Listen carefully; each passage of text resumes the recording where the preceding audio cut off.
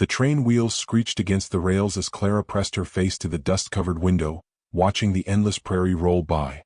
Each mile took her further from Boston's cobblestone streets and closer to a future she could barely imagine. The letter in her worn leather purse had been read so many times its edges were soft as cloth. Walter Morrison, rancher, seeking a wife, will provide home and protection. Must be of good character and strong constitution. She hadn't mentioned her barrenness in her reply. What good would it have done? The doctors back east had made their verdict clear enough. Her womb would never quicken with child. It was this shame that had driven her from her family's brownstone, from the pitying looks of her married sisters, and the increasingly desperate attempts by her mother to find her a husband among Boston's dwindling bachelors. The late afternoon sun painted the sky in shades of purple and amber as the train approached its final stop, Dust Creek, Wyoming territory. Through the window, she could see a collection of weathered buildings huddled against the vast emptiness like ships anchored in an earthen sea. The wind whipped sand against the train cars with a sound like whispered warnings. Clara gathered her belongings, 2 carpet bags containing everything she owned in the world. Her hands trembled slightly as she pinned her best hat more securely to her dark hair. She had sold her mother's pearl necklace to afford the train fare and a few decent dresses. Everything else had been left behind, including the family who had made it clear she was becoming a burden they could no longer bear. The platform was nearly empty when she stepped down, her boots clicking on the worn wooden boards. A few curious faces peered from shop windows, and she could feel their assessment like physical touch. A woman traveling alone was unusual enough. A mail-order bride was fodder for endless speculation. She stood there, carpet bags at her feet, searching the small crowd for Walter Morrison. He had promised to meet her train, had described himself as tall with sandy hair and a beard. But the platform emptied quickly, leaving only her and an old man sweeping dust from the boards with mechanical persistence. "Excuse me," she called to him. "I'm looking for the Morrison ranch." Walter Morrison, the old man paused, leaning on his broom, his eyes nested in deep wrinkles, held a mixture of pity and knowing. "Morrison Place is about 3 miles north, ma'am. But if you're the bride he sent for," he trailed off, shaking his head. "Is something wrong?" Clara's heart began to pound. "Has something happened to Mr. Morrison?" "No, ma'am. Nothing's happened to Walter." He resumed sweeping, clearly unwilling to say more. With no choice but to proceed, Clara hired a wagon from the livery stable. The driver, a taciturn man with tobacco-stained teeth, loaded her bags without comment. The ride to the Morrison ranch was silent except for the creak of wheels and the constant mournful wind. The ranch house, when it finally came into view, was smaller than she had imagined, but well maintained. Smoke rose from the chimney, and she could see cattle dotting the distant pastures. Her heart lifted slightly. Perhaps Walter had been delayed by ranch business. Perhaps everything would still be well. The driver helped her down and unloaded her bags onto the porch without waiting for payment, as if eager to be gone. Clara smoothed her traveling dress, tucked a strand of hair behind her ear and knocked. The door opened to reveal a severe-looking woman in her 50s. Gray hair pulled back in a punishing bun. Her eyes swept over Clara with the efficiency of someone accustomed to judging livestock. "You must be Clara Bennett," the woman said, her voice flat as winter ice. "Yes, ma'am. I'm here to see Mr. Morrison. Walter Morrison. He's expecting me. I'm Mrs. Morrison, Walter's mother." She made no move to invite Clara inside. "There's been a misunderstanding." Clara's stomach clenched. "A misunderstanding?" "My son was quite clear in his correspondence about his requirements for a wife, a woman who could give him sons to carry on the ranch." Mrs. Morrison's lips thinned. "We've recently learned from a reliable source in Boston that you are barren. Damaged goods. Miss Bennett." The word struck Clara like physical blows. She gripped the porch railing to steady herself. "How did you? Your own sister wrote to us. Seemed to think we had a right to know what manner of woman was coming to marry her brother." Mrs. Morrison's eyes held no sympathy, only cold certainty. "A barren woman has no place here. This ranch needs heirs. Perhaps I could speak to Walter." "Walter does as I tell him. He's already begun correspondence with another woman, one who can fulfill her wheelie duties properly." She began to close the door. "I suggest you take the next train back east. There's nothing for you here." The door shut with finality, leaving Clara standing on the porch with her bags, her dreams, and her shame scattered around her like broken glass. Behind her, she heard the wagon driver cluck to his horses, leaving her truly alone. She stood there for long minutes, the wind tearing at her hair and dress. The humiliation burned in her chest, but beneath it, a spark of anger began to grow. She had not traveled 2,000 miles to be dismissed like a servant. She had not left everything behind to simply turn back at the first obstacle. With effort, she lifted her bags and began the long walk back to town. Her boots were not made for such distances, and by the time the first buildings came into view, her feet were screaming. The sun had begun its descent, painting the sky in shades of blood and gold. She found the boarding house by its painted signs swinging in the wind. Mrs. McBride's rooms clean and respectable. The proprietor, a bird-like woman with sharp eyes, looked her over with the same calculating gaze everyone in this town seemed to possess. $2 a week, meals included. No gentlemen callers after 8. No liquor in the rooms. No loud behavior. Clara paid for a week in advance. Her money pouch noticeably lighter. The room was small but clean with a narrow bed, a wash stand, and a single window that looked out onto the main street. She could hear the wind whistling through gaps in the walls, a sound like distant screaming. As she unpacked her few belongings, placing them carefully in the battered dresser, she caught sight of herself in the small mirror above the wash stand. Her face was drawn with exhaustion and hurt, but her eyes held something new. If she was to be condemned for her barrenness, branded as worthless by standards she had never agreed to, then perhaps it was time to stop trying to fit into the narrow box society had built for women like her. She was here now, in this wild place, where the rules of civilization seemed as distant as the Boston society that had rejected her. She would not run back with her tail between her legs. She would find a way to survive, to build something of her own in this harsh land. As darkness fell over Dust Creek, Clara Bennett sat on her narrow bed and began to plan. She had skills. She could read and write better than most, could keep accounts, could sew and cook. Surely someone in this frontier town could use such abilities. Tomorrow she would begin again.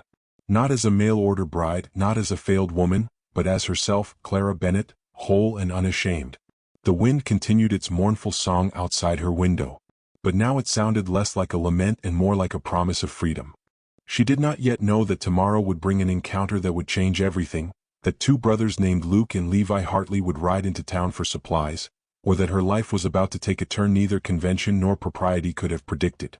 For now, she simply sat in her small room, feeling the first stirrings of a strength she hadn't known she possessed. The lamp flickered in the draught, casting dancing shadows on the walls. Outside, Dust Creek settled into sleep, unaware that it had just received a woman who would not be broken by its judgments or its harsh winds. Clara Bennett had come west seeking a new life. And though it would not be the life she had imagined, it would be entirely her own. The morning sun filtered through the thin curtains of Clara's boarding house room, bringing with it the sounds of Dust Creek awakening. Horses whinnied in the street below. Merchants called out their wares, and the constant wind rattled her window frame like an insistent visitor. She had slept fitfully, her dreams haunted by Miss Morrison's cold eyes and the echo of that closing door. Clara dressed carefully in her second-best dress, a practical brown wool that wouldn't show the dust. She pinned her hair severely back, wanting to project an air of capability rather than beauty.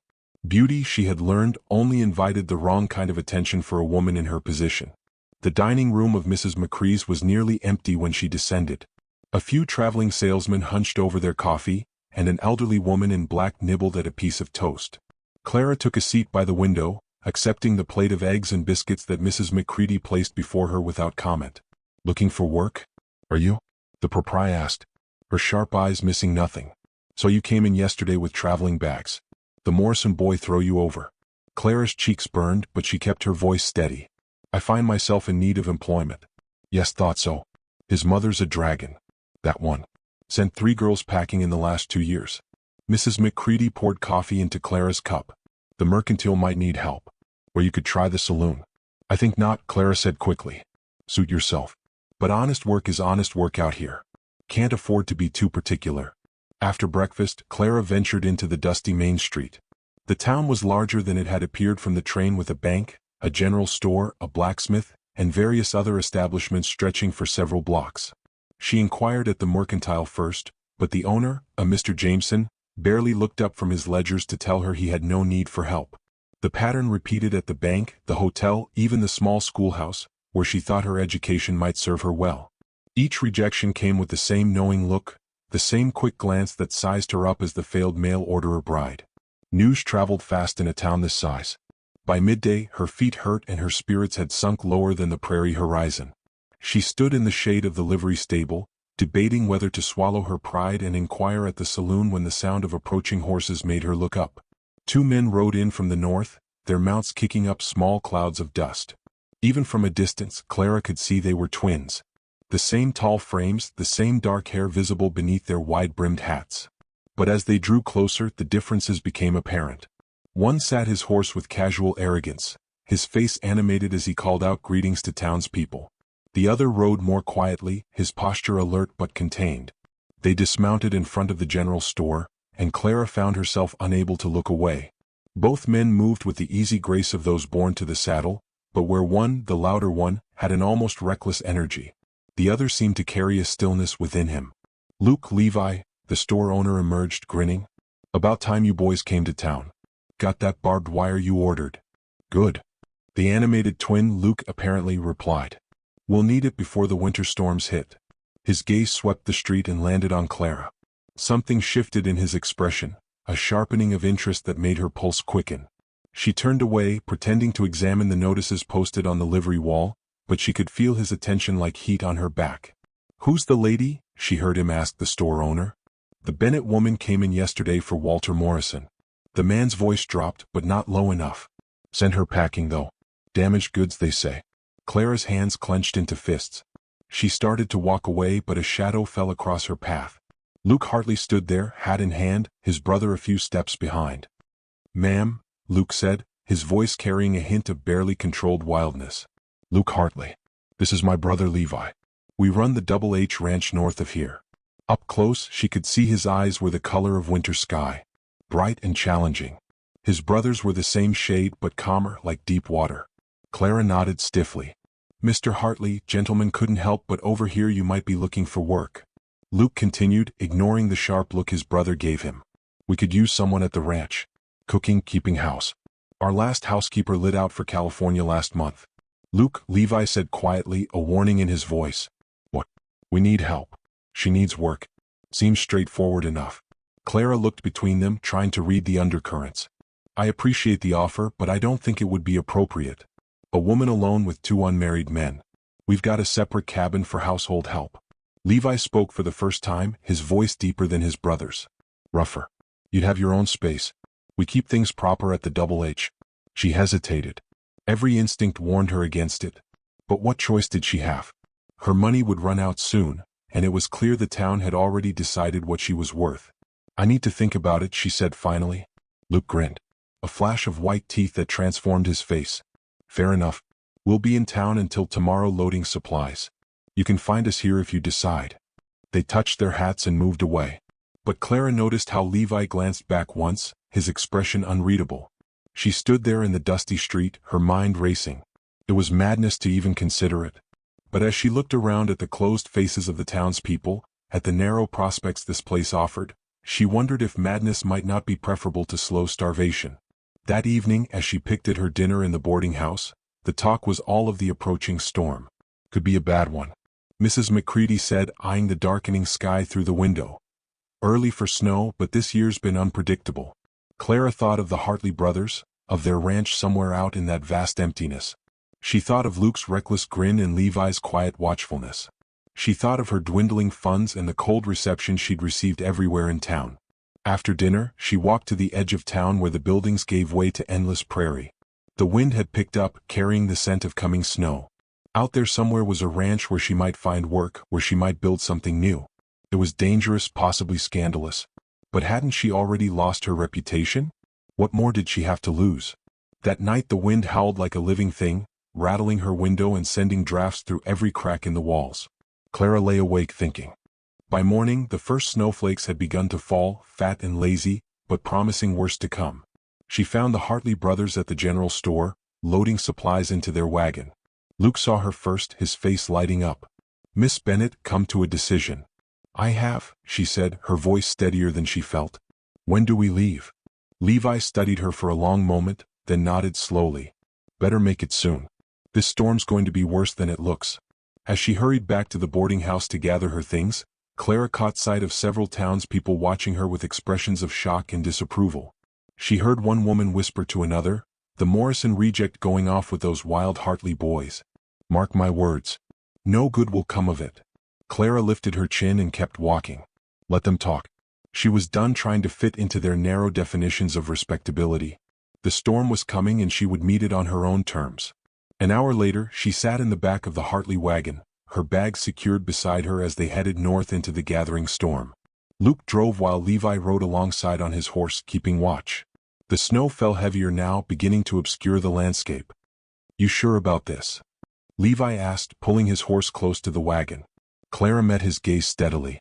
"I'm sure I need work and you need help. The rest we'll figure out as we go." Luke laughed, a sound that cut through the wind. "I like her already, Levi.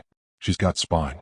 As the town disappeared behind them, swallowed by snow and distance, Clara felt something she hadn't experienced in months. Oh, it was a dangerous feeling, she knew.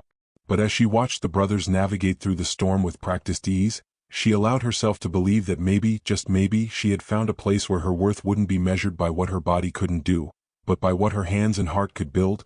The storm closed in around them. But inside the wagon, protected by canvas and determination, Clara Bennett began her journey toward a new life. She didn't yet know that this storm would be the least of the challenges ahead, or that the two men leading her into the wilderness would change her understanding of love, family, and belonging. For now, it was enough that she was moving forward, leaving the judgments of Dust Creek behind in the swirling snow. The Double H Ranch emerged from the swirling snow like something from a dream. Clara's first glimpse came as they crested a small rise. A collection of sturdy buildings nestled in a natural bowl of land protected on three sides by low hills. The main house was built of logs and stone, solid as the earth itself, with smoke rising from two chimneys. Beyond it, she could make out a barn, several outbuildings, and what must be the cabin Levi had mentioned. "Welcome to the Double H," Luke called over his shoulder, his voice barely audible above the wind. "Not much to look at in this weather, but she's a fine spread despite the storm." Clara could sense the order and care in how everything was arranged. The buildings were positioned to shield each other from the worst of the wind. And even through the snow, she could see the fence line stretching into the distance, marking boundaries and purposes she didn't yet understand. Levi rode ahead to open the barn doors and Luke drove the wagon inside. The sudden cessation of wind was almost shocking. Clara's ears rang in the relative quiet as she climbed down, her legs stiff from the cold journey. "Let's get you settled before this gets worse," Levi said, already lifting her bags from the wagon. "Your cabin's this way." They hurried across the yard, heads bent against the driving snow. The cabin was perhaps 50 yards from the main house, close enough for convenience, but far enough for propriety. Levi pushed open the door and lit a lamp, revealing a single room that was small but clean.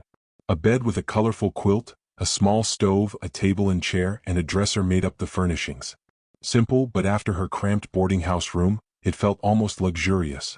"There's wood for the stove," Levi said, already kneeling to start a fire. "Water pump's just outside. Outhouse is behind. Follow the rope in bad weather so you don't get lost." "We'll let you get settled," Luke added from the doorway. "Come to the main house when you're ready and we'll go over your duties. No rush. This storm's not going anywhere soon."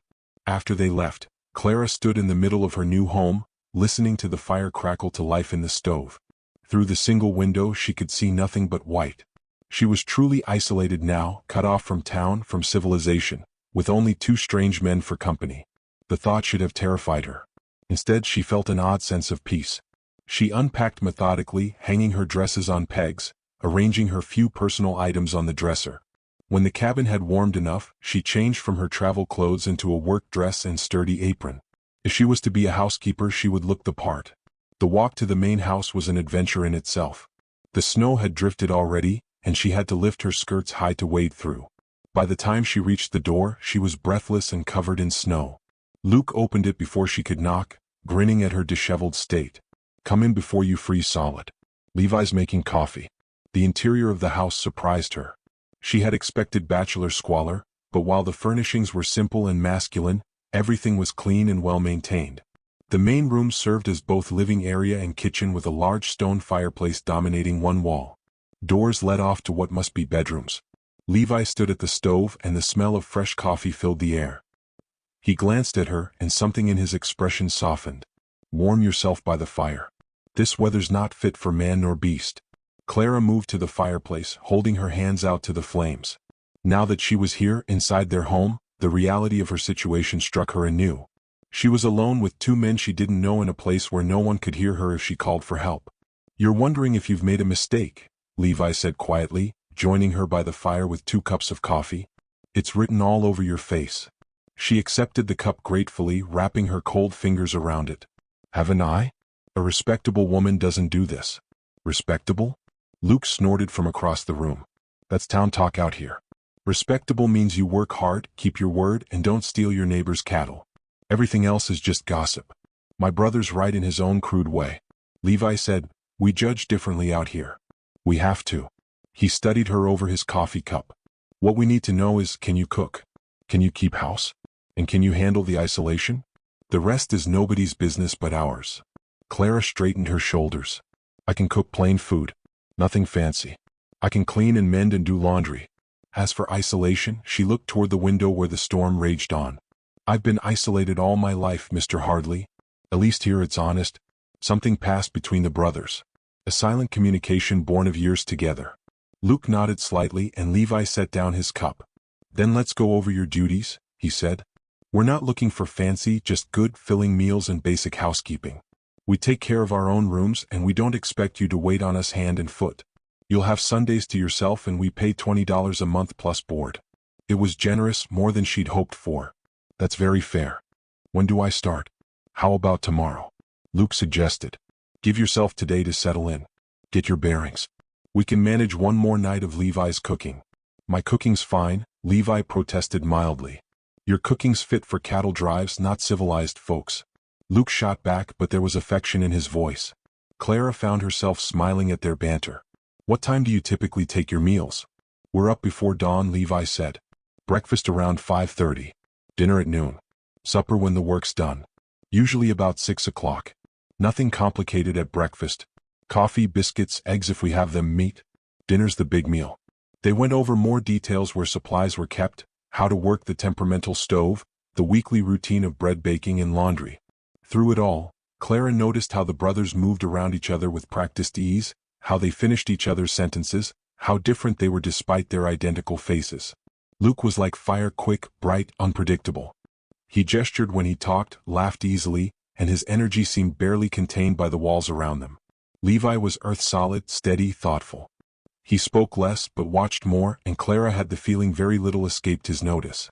There's one more thing, Levi said as their conversation wound down. This storm's likely to last a few days. We'll be snowed in if that bothers you. It doesn't, Clara said firmly. I understand the realities of ranch life. Mr. Hartley, call us Luke and Levi. Luke interjected. Mr. Hartley was our father and he's been gone these 10 years. The mention of their father brought a shadow to both their faces, quickly suppressed. Clara filed it away as she did all information, carefully for future consideration. She returned to her cabin as the afternoon light, such as it was, began to fade. The storm had intensified, and she could barely see the main house through the blowing snow inside her little sanctuary. She built up the fire and prepared for her first night at the Double H. As she lay in bed that night, listening to the wind howl around the corners of the cabin, she thought about the turns her life had taken. A week ago, she had been preparing to marry a man she'd never met to fulfill the traditional role of wife and mother, or so she'd hoped. Now she was a housekeeper on an isolated ranch. Her reputation likely in tatters, her future uncertain. Yet she felt more at peace than she had in months. There was honesty here in the brutal wind and the simple cabin, in the straightforward expectations of the Hartley brothers. They needed her skills, not her womb. They judged her by what she could do, not what she couldn't. The fire burned low, casting dancing shadows on the walls. Tomorrow she would begin her new life in earnest. She would prove herself worthy of their trust, would build something valuable with her own hands. The storm might rage outside, but within these walls she had found a kind of shelter she hadn't known she was seeking. As sleep finally claimed her, her last thought was of Levi's quiet voice and Luke's wild grin, of coffee by the fire and the promise of honest work. It wasn't the future she had planned, but perhaps it was the one she needed. The wind sang its lonely song across the prairie, and Clara Bennett slept soundly in her narrow bed, while snow buried the old world and prepared the ground for something new. Clara woke before dawn to the sound of silence. The storm had passed in the night, leaving behind a world transformed through her frost-etched window. Moonlight reflected off snow so bright it hurt to look at.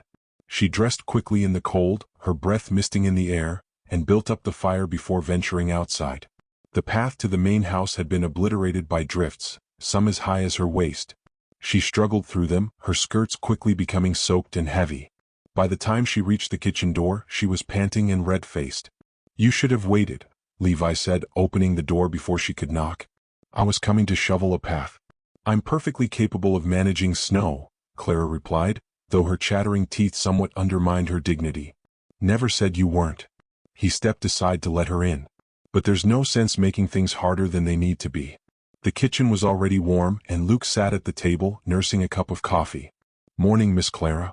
Ready to prove your mettle?" She hung her wet cloak on a peg and surveyed the kitchen properly for the first time. It was well equipped, if basic as a large cast iron stove, plenty of pots and pans, a good-sized pantry. Everything was clean, but showed the lack of a woman's touch. No curtains at the windows, no cloth on the table, nothing soft or decorative anywhere. "First things first," she said, rolling up her sleeves. "Where's your apron?" Luke laughed. "Apron?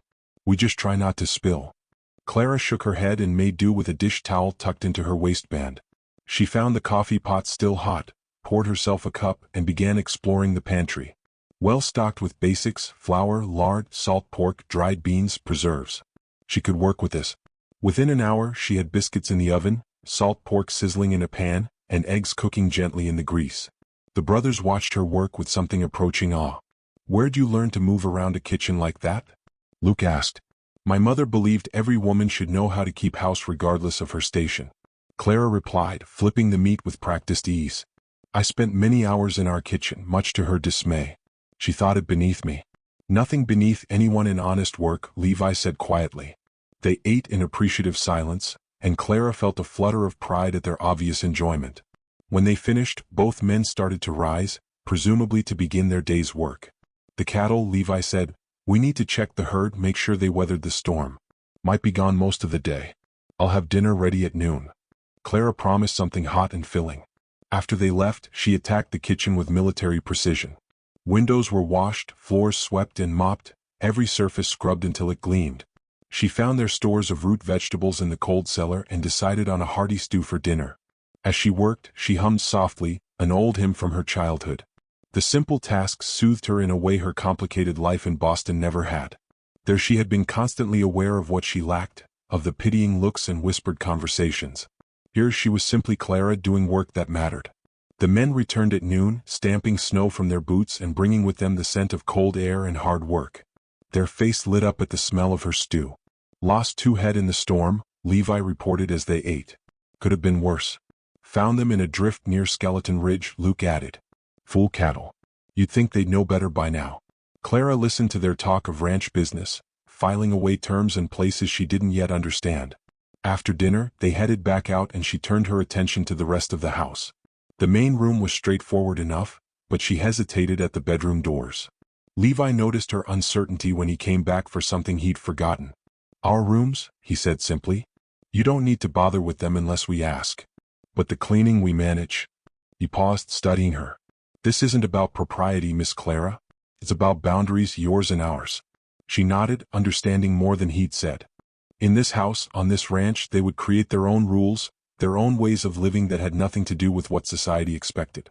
The days fell into a rhythm. Up before dawn, breakfast prepared and served. The house kept clean, meals ready when the men came in tired and hungry. The work was hard but satisfying.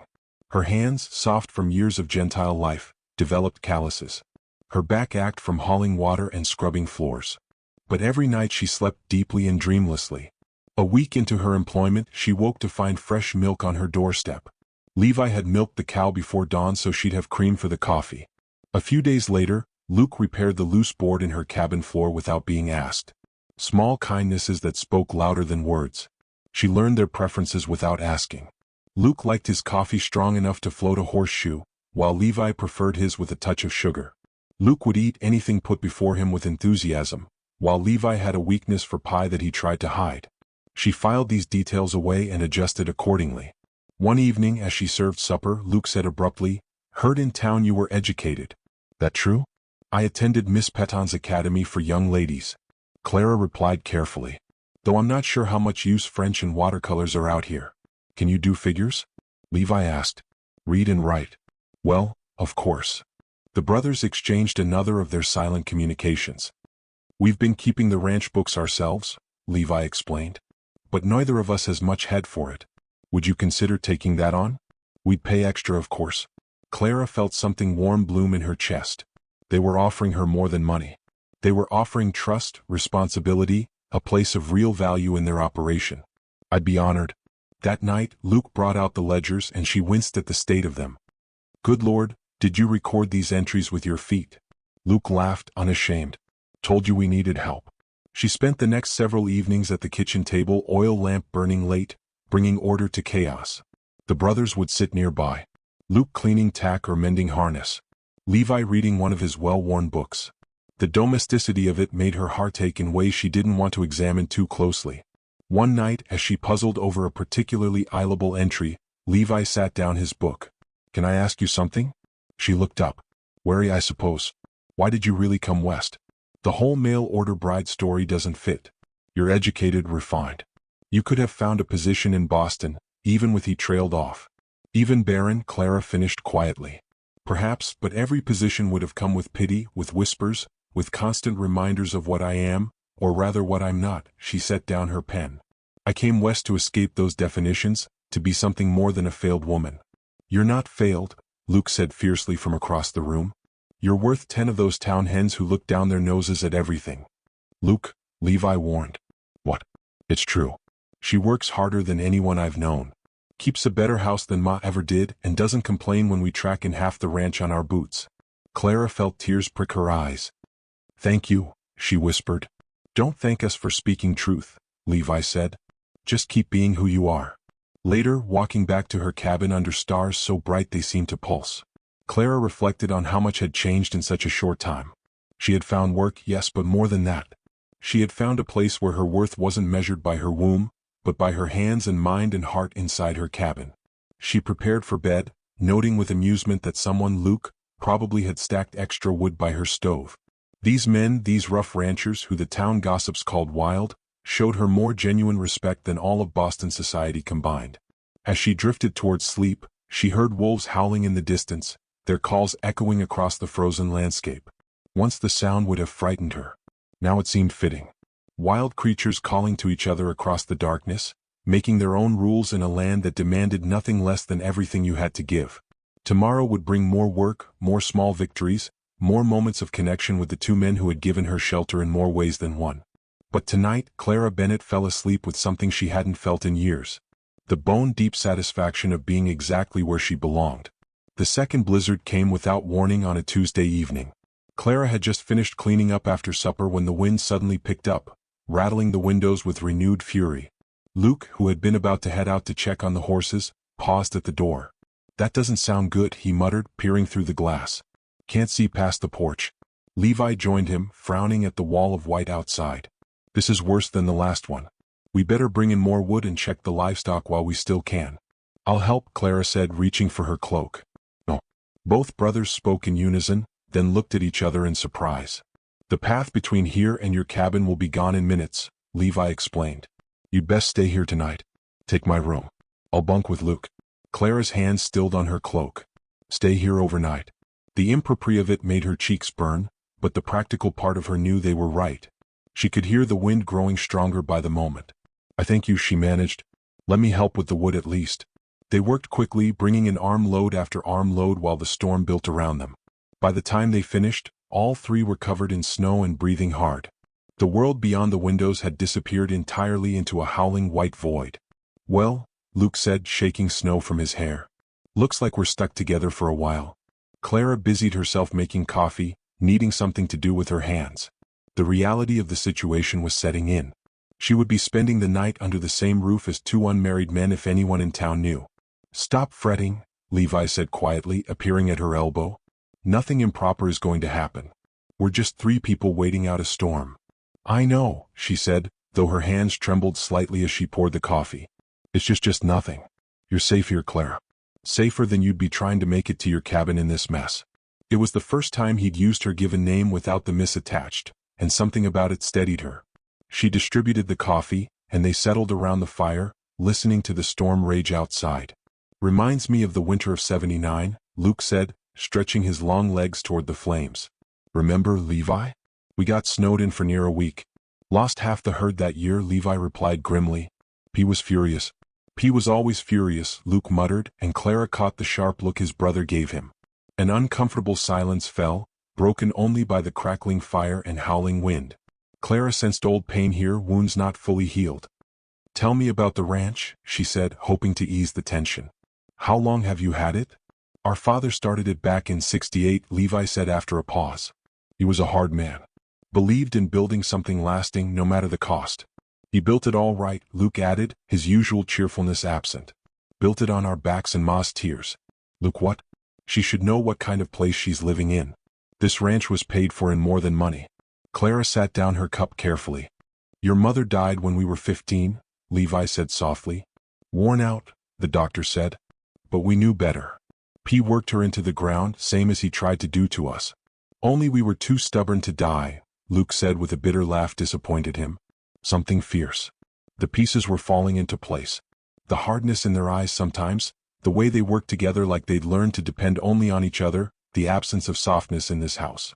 When did your father pass? Clara asked gently. 10 years ago come spring. Levi answered. Caught in a late blizzard like this one. Tried to ride out to save a prize bull. Wouldn't listen when we told him to wait. He stared into his coffee. Found him 3 days later when the snow cleared and left us with a ranch half paid for and debts up to our ears. Luke added. But we held on, paid off every cent, built the herd back up, made something of this place despite him. Clara looked around the room with new eyes. Every board, every stone represented not just hard work, but defiance, survival. The determination of two boys to succeed where their father had tried to break them. I'm sorry, she said quietly. I understand now why you live as you do. Do you? Luke's eyes were intense on hers. Do you understand what it's like to be so broken by someone who should protect you that you can't trust anyone else? To know that the world sees you as damaged goods? The parallel to her own situation was unmistakable. Yes, she whispered. I do. Something shifted in the room, a recognition, a kinship born of shared wounds. The storm outside seemed to fade as they sat in their circle of firelight. 3 damaged souls finding unexpected comfort in truth. I was engaged once. Clara found herself saying to a merchant son in Boston, a good match. Everyone said we'd been promised to each other since childhood. She twisted her hands in her lap. When the doctors told me I couldn't have children, he was the first to turn away. Said he couldn't marry half a woman. Bastard. Luke growled. His mother made sure everyone knew why the engagement was broken. Within a month I was a pariah. My own sisters could barely look at me. My mother tried to find another match. But who wants a barren woman? I became a burden, a shame, a reminder of failure. So you came west, Levi said. So I came west to find a new life. Or at least a place where my shame wasn't the first thing people knew about me. She laughed bitterly. And yet here I am, the failed mail-order bride, living on the charity of strangers. Stop. Luke's voice was fierce. You're not living on charity. You work harder than any hand we've ever hired and you're not failed. You're the strongest woman I've met. Luke's right, Levi added quietly. You've brought something to this place we didn't even know was missing. Clara felt tears threaten. These men, with their own scars and losses, offered her what no one else had, acceptance without conditions, value beyond her biological function. The wind howled louder and the house creaked under the assault. They moved closer to the fire instinctively, their circle tightening against the storm. Play something, Levi, Luke suggested suddenly. Like you used to. Levi hesitated, then rose and retrieved a violin case from a corner cupboard. Clara watched in surprise as he drew out the instrument and began to tune it. You play. Ma taught me, he said simply. Haven't touched it much since she died. But when he drew the bow across the strings, the music that emerged was pure and sweet, a old folk melody that seemed to push back the darkness. Clara closed her eyes, letting the notes wash over her. Luke hummed along softly, and for a moment, the three of them existed in a perfect bubble of warmth and music. When the song ended, Clara opened her eyes to find both brothers watching her. That was beautiful, she whispered. Ma always said music could heal what words couldn't touch, Levi said, carefully putting the violin away. The clock on the mantel chimed 11, and reality reasserted itself. Clara rose reluctantly. I should. Which room? First door on the right, Levi said.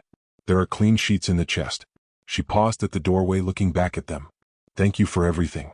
For seeing me as more than she couldn't finish. For seeing you, Luke completed softly. Just as you see us. In Levi's room, Clara found herself surrounded by unexpected glimpses into the quieter brother's nature. Books lined one wall, poetry, philosophy, agricultural journals. A sketch of a woman who must have been their mother sat on the dresser. The bed was neatly made. Everything in perfect order except for a pair of work gloves tossed on a chair. She changed into her nightgown quickly, shivering in the cold room, and slipped between sheets that smelled faintly of leather and soap. Through the wall, she could hear the low rumble of the brothers' voices and felt oddly comforted by their presence. The storm raged on, but inside, Clara felt a different kind of tempest building. The careful walls she'd built around her heart were crumbling, letting in feelings she couldn't afford to have. These men were her employers, nothing more. The fact that Luke's laugh made her pulse race, that Levi's quiet strength made her feel safe, these were dangerous thoughts. Yet, as she lay in Levi's bed, surrounded by the evidence of his private self, listening to the storm and the brothers' voices, she couldn't deny the truth any longer. She was falling in love with both of them in different ways, but with equal intensity. It was impossible, improper, and absolutely undeniable. The wind screamed against the windows, and somewhere in the house, a door banged. But Clara Bennett, failed woman, successful housekeeper, and unexpected member of this strange household, closed her eyes and let herself feel just for tonight, like she was home. Tomorrow would bring new challenges, new boundaries to navigate. But tonight, with the storm sealing them away from the world and its judgments, she allowed herself to believe in the possibility of a different kind of family, a different kind of love than the world had taught her to expect. The fire burned low in the main room. The brothers finally sought their beds, and the storm continued its assault on the Wyoming plains. But inside the double ranch house, 3 wounded hearts had found shelter in more than just walls and roof. And that was its own kind of miracle. The storm finally broke 3 days later, leaving behind a world sculpted in white drifts and crystalline ice. Clara had returned to her cabin once the path was clear. But something fundamental had shifted during those snowbound days. The careful boundaries they'd maintained had blurred, leaving them all navigating uncertain territory. It started small, lingering glances over breakfast, hands that touched too long when passing dishes, conversations that danced around deeper truths. The brothers seemed to feel it too. The charged air between them all, though neither spoke of it directly. Clara threw herself into work, trying to outrun her feelings with industry. She scrubbed floors that were already clean, reorganized pantries that needed no organizing, and baked enough bread to feed an army. But busy hands couldn't quiet a turbulent heart. The breaking point came on a Tuesday afternoon. Clara had taken the wagon to town for supplies, her first trip since arriving at the ranch. She'd steeled herself for the stares and whispers, but nothing could have prepared her for what awaited. Well, the Morrison reject.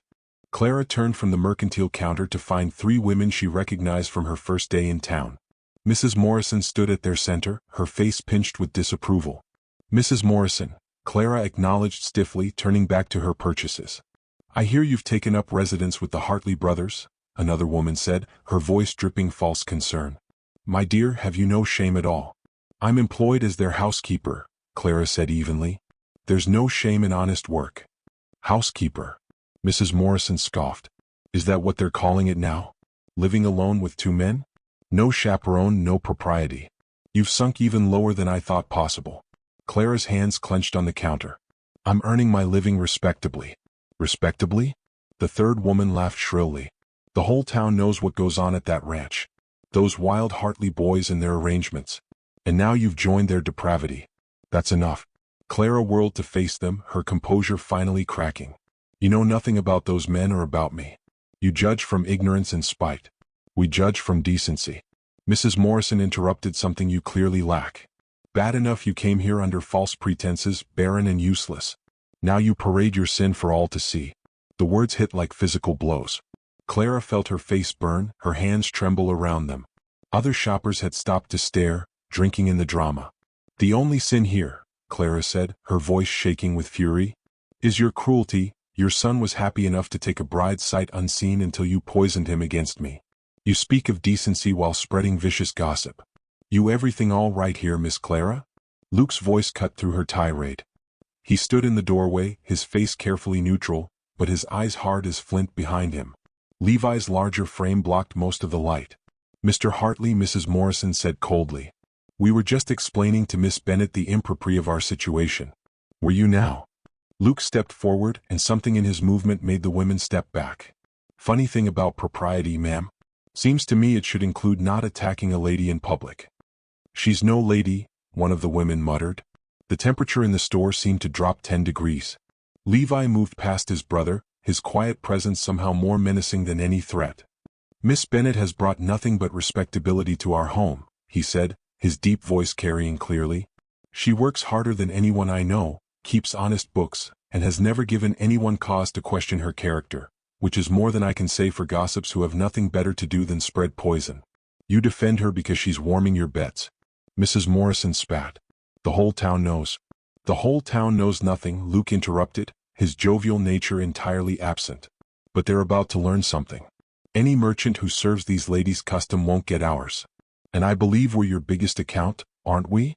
Mr. Jameson, the store owner, who had been watching with obvious discomfort, nodded reluctantly. The Double H was indeed his largest customer. Now that's settled, Luke continued. I believe you ladies were leaving. Mrs. Morrison drew herself up. This isn't over. Decent people won't stand for decent people, Levi said quietly.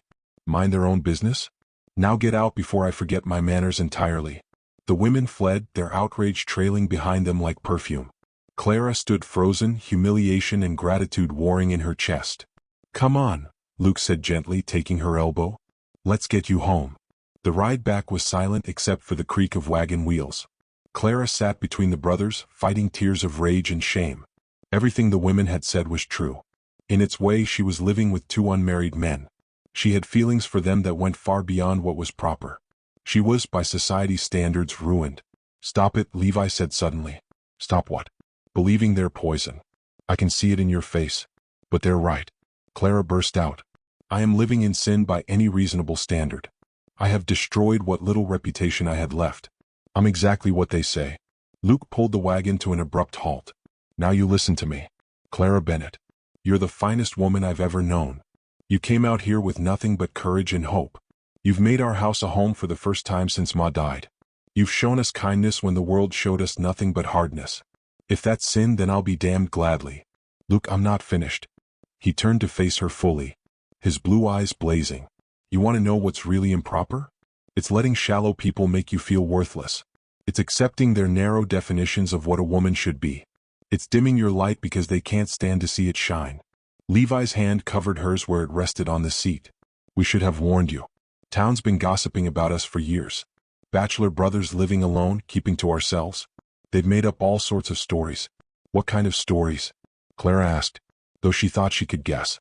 The brothers exchanged a look. They think we share women, Luke said bluntly. That we have unnatural arrangements. Started when we were younger and a saloon girl spent a winter at the ranch. Nothing happened. She was hiding from a violent customer. But truth never stops a good story. So when I came to live with you, we made it worse. Levi finished. We're sorry, Clara. We should have thought. No. Clara straightened her spine. You offered me honest work when no one else would. You've treated me with more respect than I've known in years. I won't let their small minds drive me away. Luke grinned, the expression transforming his face. That's our girl. The casual endearment sent warmth through Clara's chest. Our girl, as if she belonged to them, with them in ways that had nothing to do with what the town thought. Back at the ranch, Clara threw herself into dinner preparations with renewed energy. But she could feel both brothers watching her, sensed the tension that had been building for weeks reaching a crescendo. It was after dinner, as she washed dishes and they sat by the fire, that Luke finally spoke what they'd all been dancing around. We can't keep going like this. Clara's hands stilled in the soapy water. Like what? Pretending, acting like we don't all feel it. He stood, pacing to the window. I lay awake at night thinking about you. Levi is the same, though he's too proper to say it. Luke, Levi warned. But his brother pressed on. No, it needs saying. We're already condemned in town, already living outside their rules. Why not make our own? Clara dried her hands slowly, heart pounding. What are you suggesting? Luke turned from the window, his face raw with emotion. I'm suggesting we stop pretending this is just about housekeeping. I'm suggesting we admit that something's growing here between all of us. That doesn't fit any normal pattern, but feels more right than anything I've known. You're talking about Clara couldn't finish. I'm talking about love, Luke said simply.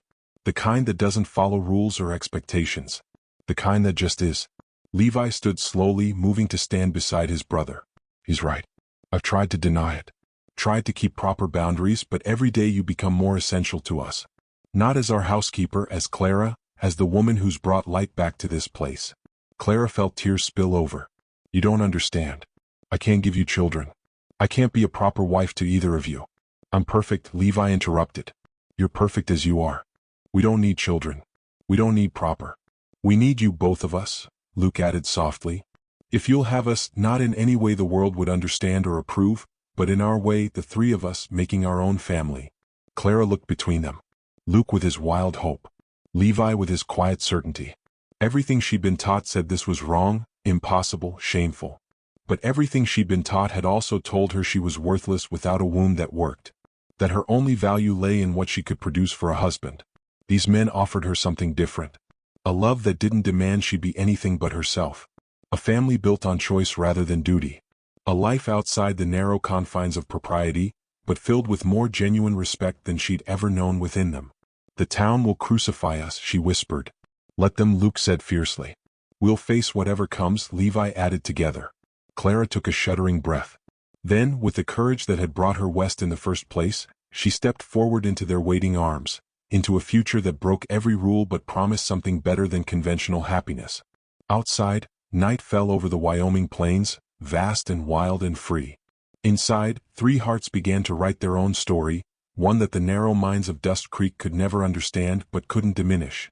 They would face judgment, condemnation, isolation, but they would face it together.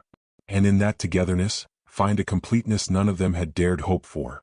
The peace they'd found in each other's arms lasted exactly 3 weeks before violence came calling. Clara first noticed something was wrong when their usual supply delivery didn't arrive. Then came the cut fence lines, cattle scattered across the plains, small harassments that kept the brothers out late, riding their boundaries with rifles across their saddles. It's Buck Thornton, Luke said one evening, cleaning his revolver at the kitchen table. Has to be. He's wanted our water rights for years. Could be the town turning uglier, Levi countered, though his own weapons were close at hand. Mrs. Morrison's been stirring the pot. Clara sat down their supper with hands that barely trembled. She'd learned to hide her fear, knowing it would only add to their burden. But at night, when the men took turns keeping watch, she lay awake listening for trouble. It came on a moonless Sunday night. Clara woke to the smell of smoke and the thunder of hoof-beats. Through her window she saw flames licking at the barn roof. Dark figures on horseback circling like wolves. She threw on her wrapper and boots, grabbing the rifle Levi had insisted she keep by her door. By the time she reached the yard, both brothers were already fighting. Luke near the burning barn trying to save the horses. Levi using the house corner as cover to return fire. Get back inside, Levi shouted when he saw her. But Clara had seen the riders circling behind him, raising a rifle. Without thinking she aimed and fired. The man cried out and wheeled his horse away, clutching his shoulder. That's my girl, Luke called even as he dodged another rider's rope. But Levi's right. Get to cover. The battle raged for what felt like hours but was probably minutes. Clara fired from her doorway when she had clear shots, watching in terror as the brothers fought with desperate efficiency. The barn was fully ablaze now, horses screaming in panic. Then she saw him, Buck Thornton himself, the cattle baron who'd been pressuring them to sell. He sat his horse at a safe distance, directing his men like a general. When his eyes met Clara's across the chaos, his face twisted with contempt. Burn them out, he shouted. The house too. Let's see how long they last without shelter. 2 riders broke away, torches in hand, heading for the house. Clara's blood turned to ice. But before they could reach it, shots rang out from the ridge, precise, deadly. Both torchbearers fell from their saddles. What the hell? Thornton spun his horse, searching for the new threat. More shots came from different positions. Then Clara heard it. The thunder of approaching horses, riders poured over the ridge, and her heart leaped as she recognized some of them, cowboys from neighboring ranches, men the brothers had helped over the years, even Mr. Jameson from the mercantile. Thought you might need help. Old Sam from the Box J Ranch called out, his ancient buffalo rifle smoking. Saw the fire from my place. The tide turned quickly, outnumbered now and caught between defenders. Thornton's men began to retreat. But Thornton himself, consumed with rage, spurred his horse toward Clara. This is your fault, you shameless woman, he snarled, raising his pistol. Living in sin, corrupting decent men. The shot that stopped him came from 2 directions at once. Luke and Levi had fired simultaneously, their bullets striking Thornton before he could pull his trigger. He toppled from his horse mere feet from Clara's door. In the aftermath, as neighbors helped fight the barn fire and round up scattered cattle, Sheriff Watson arrived from town. He surveyed the scene with weary eyes, taking in Thornton's body and the wounded attackers his deputies were securing. Self-defense clear as day, he pronounced. Though I'll need statements from everyone. You'll get them, Levi said, his arm around Clara's shoulders. She couldn't stop shaking now that the danger had passed. This won't be the end of it, the sheriff warned quietly. Thorne has friends and killing him, justified or not, will have consequences. We know, Luke said grimly. But we're not running. As dawn broke, revealing the smoldering ruins of the barn and the damage to their property, Clara felt despair threaten to overwhelm her. They'd lost so much, most of their winter feed. Several horses, equipment it had taken years to accumulate. We can rebuild, Levi said, reading her thoughts. Buildings can be replaced. With what money? Clara asked bitterly. The accounts are our concern, Luke interrupted gently.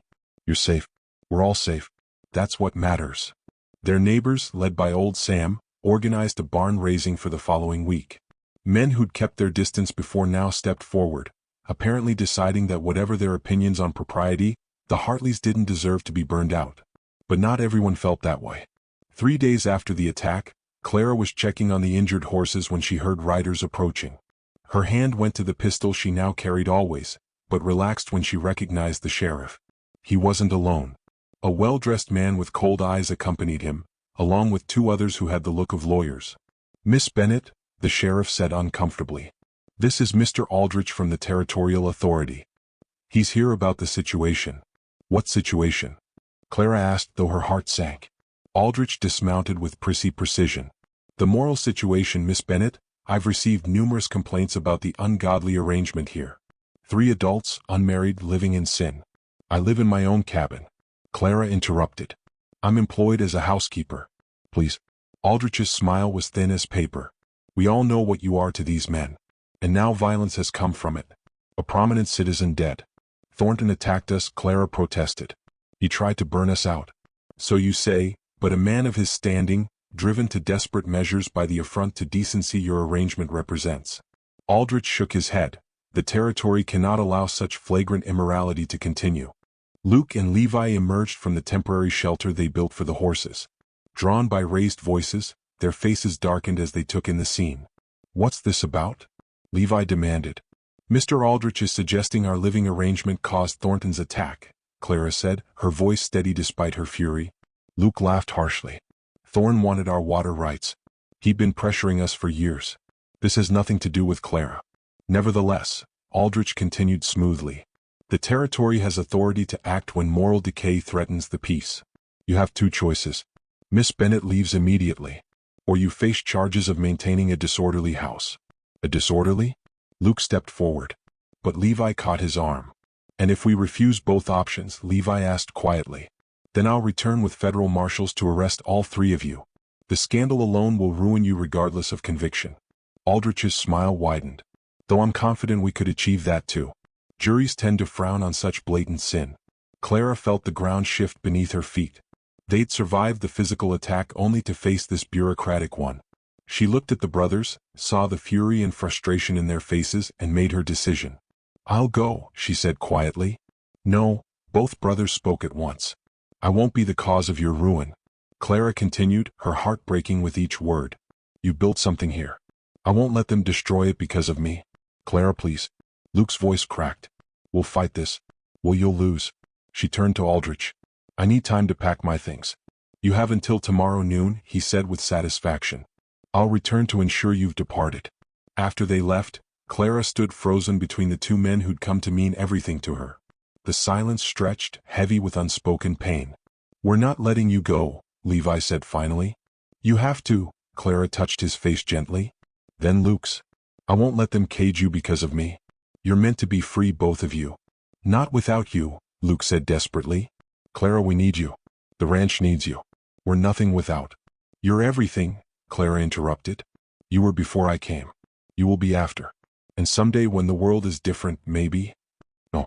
Levi pulled her against him. His usual control shattered. No may, no some days. We choose now. We choose us. But even as they held her, Clara knew what she had to do. These men had given her pride, purpose, and love. Now she would give them the only thing she could, freedom from the persecution her presence brought. That night, they sat together before the fire, not speaking of tomorrow, storing up memories against the separation to come. Luke played his harmonica softly while Levi held Clara close, and she tried to memorize every detail. The smell of leather and smoke, the feel of strong arms around her, the peace she'd found in this wild place. When dawn came, it would bring goodbyes and broken hearts. But for these last hours they held tight to what they'd built together.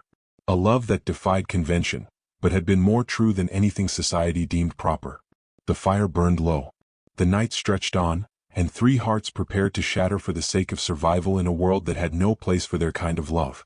Clara stood in her cabin at dawn, her bags packed, but her feet refusing to move. Through the window she could see Luke by the corral, his shoulders rigid with suppressed emotion. Levi was nowhere to be seen. He'd ridden out before sunrise, unable to watch her leave. A knock at her door made her heart leap. But it was only old Sam from the box. "Ma'am," he said, hat in hand. "Got something to say before you go." "Mr. Sam, I appreciate." "Just listen." He interrupted gently. "Been ranching here 40 years. Seen a lot of folks come and go. Never seen men as broken as those boys were before you came. Oh, they worked hard. Built something fine. But there was no life in them. Just survival." Clara's eyes filled with tears she refused to shed. "I can't let them lose everything because of me." "Maybe you're not letting them lose it," Sam said quietly. "Maybe you're making them lose it. There's a difference between sacrifice and giving up. Miss Clara, one's noble. The other's just fear dressed up pretty." After he left, Clara stood frozen, his words echoing. Through the window she saw riders approaching. Aldrich and his men come to ensure her departure. But something else caught her eye. The townspeople were gathering too. Mrs. McCready from the boarding house. Mr. Jameson from the mercantile. Even some of the women who shunned her. Luke appeared at her door. "Clara, they're here." She emerged to find a crowd of nearly 30 people facing Aldrich and his officials. The territorial man looked uncomfortable at the audience. "Miss Bennet," he said stiffly. "I trust you're prepared to depart." "She is," Luke said, his voice deadly quiet. "But we have something to say first. Mr. Hartley, you'll listen." Levi's voice came from behind. He'd returned, and with him were more riders, cowboys from neighboring ranches, all armed, all grim-faced. "You came here talking about morality and decency. Let's talk about what's really decent." Old Sam stepped forward. "This woman has done nothing but work honestly and help her neighbors. When my wife was sick last month, Miss Clara spent 3 days nursing her. Asked nothing in return. She taught my daughter to read." Mrs. McCready added, surprising everyone. "Said every child deserved education regardless of station." One by one people spoke. Small kindnesses Clara had barely remembered. Children taught, sick tended, accounts set right for those who couldn't figure them. The Hartley brothers weren't the only ones she'd helped heal. "This is all very touching," Aldrich said when they finished. "But it doesn't change the impropriety. I'll tell you what's improper." A new voice interrupted.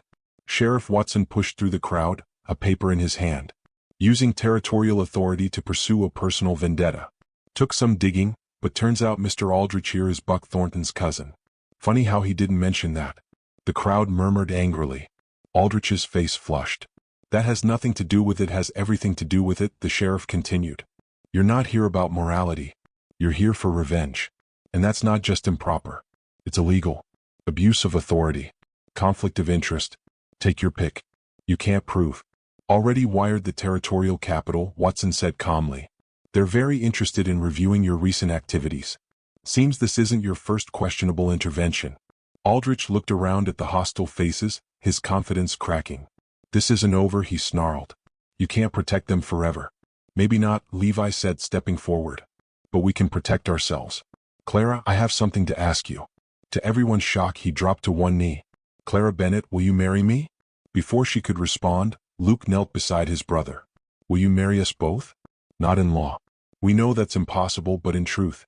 In front of these witnesses, in the way that matters." Clara's hands flew to her mouth. Around them, the crowd had gone silent. "The law might not recognize it," Levi continued. "But let everyone here witness that we choose you, Clara, not as our housekeeper, as our wife, our partner, our equal in all things. Let them arrest us if they dare," Luke added fiercely. "Let them try to tear apart what God and choice have joined. We'll face whatever comes, but we'll face it together." Clara looked around at the faces watching them, some shocked, some disapproving, but many showing unexpected understanding. These were frontier people who knew that survival sometimes required making your own rules. "Yes," she whispered, then stronger. "Yes, I choose you both. I choose this life, whatever the world thinks of it." Old Sam stepped forward, surprising everyone again. "I may not be a preacher, but I've witnessed enough in my years. If these three want to pledge themselves, I'll stand witness." "Anyone else?" One by one people stepped forward. Not everyone. Some melted away, unwilling to be part of such irregularity. But enough remained. Enough to form a circle around the three of them as they joined hands. "Then I guess we're doing this," Sam said, a slight smile creasing his weathered face. "Do you, Clara Bennett? Take these men as your husbands to work beside them. Build with them. Face whatever storms come." "I do," Clara said, tears streaming down her face. "And do you, Luke and Levi Hartley? Take this woman as your wife to protect her, provide for her, honor her as equal partner in all things." "We do," they said in unison. "Then by the power vested in me by absolutely nobody but common sense and frontier justice," Sam declared, "I pronounce you married in the eyes of all who matter. May God and man leave you in peace to live as you choose." Aldrich made a sound of disgust. "This is a farce. The territory will do nothing." Sheriff Watson interrupted. "Because if they try, they'll have to go through me. And judging by this crowd through most of the county, we protect our own out here. Mr. Aldrich, remember that?" Defeated and outnumbered, Aldrich and his men retreated. As their dust settled, Clara found herself embraced by both her husbands while their neighbors, their community cheered. "It's not over," Levi warned quietly. "There will be other challenges." "Let them come," Clara said, feeling stronger than she ever had. "We've built something real here, something worth fighting for." As the crowd dispersed, many stopping to offer congratulations or warnings or both, Clara looked up at the vast Wyoming sky. She'd come west seeking a new life, running from shame and failure. Instead, she'd found love that defied every convention, family that broke every rule, and a community that ultimately chose compassion over conformity. The rebuilt barn stood tall against the horizon, symbol of their resilience. Their unconventional marriage might never be legally recognized, but in the ways that mattered, in work shared and burdens lifted, in love given freely and protection offered fiercely, it was more real than many sanctioned unions. That evening, as the sun painted the grasslands gold, Clara stood between her two husbands on the porch of their home, Luke's arm around her waist, Levi's hand holding hers. She watched the light fade over the land they'd fought to keep. "No regrets?" Luke asked softly. "None," Clara answered. "This is where I belong. Where we all belong together." The stars emerged one by one in the darkening sky. And somewhere in the distance, a wolf howled, wild and free and unashamed. Clara smiled, understanding its song at last. They were creatures of the frontier now, making their own way in a world that didn't quite know what to do with them. But they knew who they were. They were family. They were home. And that was enough. Thank you for listening to this story from the Wild West. If you're enjoying these tales of frontier love and courage, we'd love to know where you're listening from. Please subscribe to From Wild West channel and share your thoughts in the comments below. Your stories and perspectives make our community richer, just like Clara and the Hartley brothers found their own unique family. Until next time, keep riding free.